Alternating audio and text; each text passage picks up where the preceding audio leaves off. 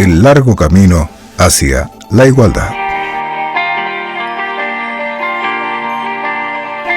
La historia no lo cuenta todo. Algunas veces no es más que una acumulación de olvidos. La historia suele escribirse con una caligrafía que en ocasiones parece haber sido obra de una sola mano. Una mano que en este caso se cerró sobre el arado y la espada, dejando en los márgenes la voz de la otra mitad del mundo. Cuando miramos hacia atrás, hacia aquellos momentos remotos en los que el ser humano aún no se había detenido a cercar la tierra y a adueñarse de ella, veremos que el nomadismo, en su constante caminar persiguiendo estaciones y manadas, cuando aún las jerarquías de hierro no se habían hecho costumbre, hombres y mujeres compartían la urgencia del sustento en un equilibrio acordado sin palabras, donde la recolección paciente y minuciosa de frutos y raíces era tan vital como la cacería. Ahora me salgo del texto para invitarles a que se suscriban, comenten, compartan y le den me gusta a este capítulo si les parece apropiado. Por lo que hagan, muchas gracias. Y continúo revisando la historia que aún hoy se escribe sin llegar a una igualdad razonable. El tiempo avanza, las cosas cambian y se dibujan otras historias para que las miradas atentas desentrañen los hilos de esas nuevas telas.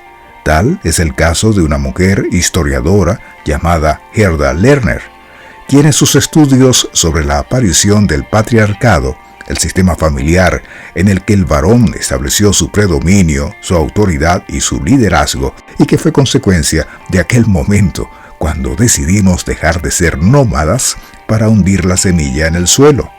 Fue una decisión sencilla, pero que lo cambió todo, de una manera silenciosa e implacable.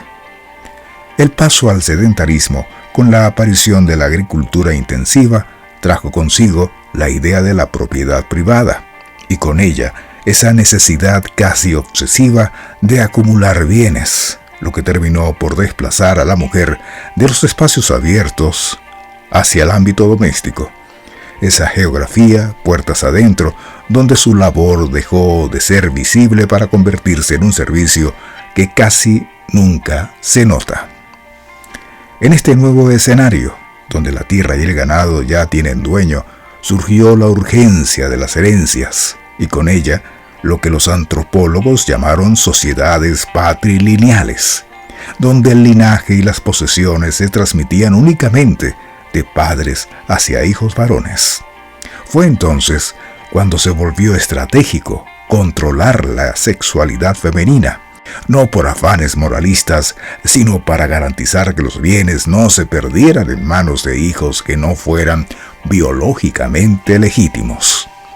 Esta estructura encontró su armadura legal en el derecho romano, donde conceptos como la patria potestad, un término que definiría el poder absoluto casi de vida o muerte que el jefe de familia ejercería sobre su esposa, sobre sus hijos, y que marcó una pauta que duraría siglos, convirtiendo a la mujer en una eterna menor de edad ante los ojos de la ley. Incluso el espíritu fue colonizado por esta lógica, pues las religiones abrahámicas, donde se incluye el judaísmo, el cristianismo y el islam, codificaron la obediencia de la mujer como un mandato divino, a través de interpretaciones realizadas casi exclusivamente por hombres.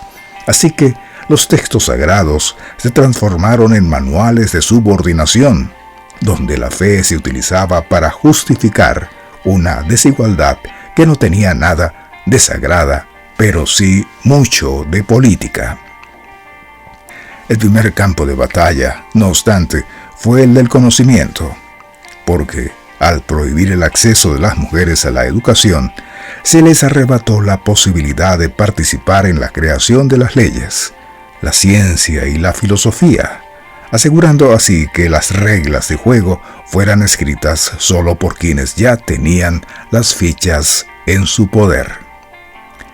Pero la historia, que es terca y a veces aparenta ser justa, nos muestra también otros senderos con algunas pequeñas islas de libertad que nos alertan de que las cosas no tienen por qué ser siempre de la misma manera. Visitemos el antiguo Egipto, donde las mujeres, a diferencia de sus contemporáneas en la Grecia clásica, gozaban de una autonomía que hoy asombra a cualquiera. Ellas podían heredar tierras, gestionar sus propios testamentos y, lo que es más fascinante, representar sus propios casos legales ante los tribunales sin necesidad de un tutor masculino. O miremos hacia las sociedades matrilineales como la de los iroqueses en América del Norte, donde el linaje y la propiedad se transmitían por vía materna. Allí las mujeres no solo eran las jefas del clan, sino que poseían un peso político tal que los jefes varones solicitaban su consejo para tomar las decisiones más trascendentales de la tribu. Incluso en la guerrera Esparta, donde la realidad era distinta a la de Atenas, y mientras los hombres se perdían en los campos de batalla, ellas eran las que se encargaban de gestionar la economía, poseían gran parte de las tierras y recibían una educación física que buscaba cuerpos fuertes y mentes independientes.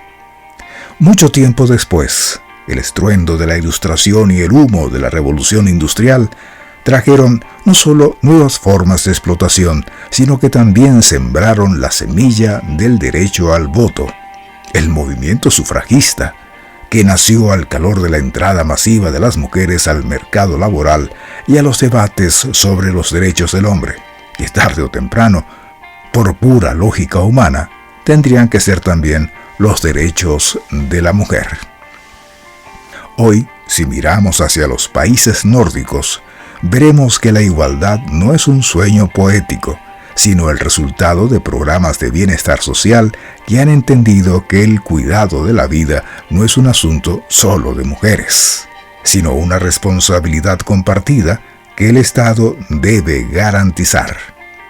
Ha sido una evolución lenta, un aprendizaje que nos ha llevado a comprender que la libertad de una mitad de la especie no puede construirse sobre el silencio de la otra. Termino pensando en que después de tantos milenios diseñando murallas, leyes y dogmas para intentar contener lo incontenible, hemos descubierto que la igualdad es, más que todo, una cuestión de sentido común. Es una ironía elegante que hayamos necesitado tantas guerras y tantos tratados para entender que una sociedad que camina con un solo pie está condenada inevitablemente a dar vueltas en círculos sobre su propia sombra. Acá me retiro, viendo un mundo que sigue avanzando hacia la igualdad, no con la celeridad necesaria, pero avanzando, a fin de cuentas. Hasta pronto.